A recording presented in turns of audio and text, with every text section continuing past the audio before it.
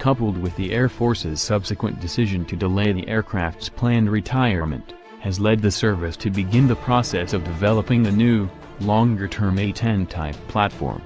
Following an announcement earlier this year from Pentagon leaders that the A-10 will not begin retiring but rather will serve until at least 2022, Air Force and DoD officials are now hoping to keep a close air support aircraft for many years beyond the previously projected time frame. Given the emerging global threat environment, it would make sense that the Air Force would seek to preserve an aircraft such as the A-10. While the aircraft has been extremely successful attacking ISIS targets such as fuel convoys and other assets, the A-10 is also the kind of plane that can carry and deliver a wide-ranging arsenal of bombs to include larger laser-guided and precision weapons. This kind of firepower, coupled with its 30mm cannon, titanium armor plates and built-in redundancy for close air support, makes the A-10 a valuable platform for potential larger-scale mechanized, force-on-force type warfare as well. The A-10 has a unique and valuable niche role to perform in the widest possible range of combat scenarios, to include counterinsurgency, supporting troops on the ground in close proximity and bringing firepower, protection and infantry support to a large-scale war.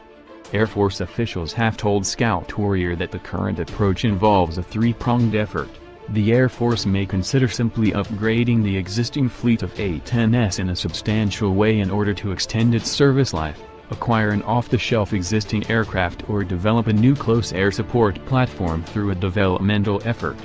We are developing the draft requirements document. We are staffing it around the Air Force now. When it's ready, then we will compare that to what we have available, compare it to keeping the A-10. Compare it to what it would take to replace it with another airplane, and we will work through that process, Lieutenant General James Holmes, Deputy Chief of Staff for Strategic Plans and Requirements, told reporters last year.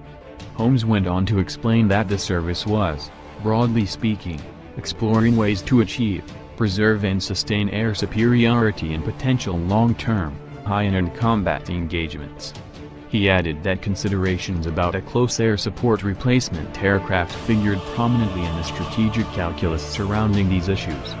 As a result, the Air Force will be looking for the optimal type of close air support platform by weighing various considerations such as what the differences might be between existing aircraft and future developmental platforms.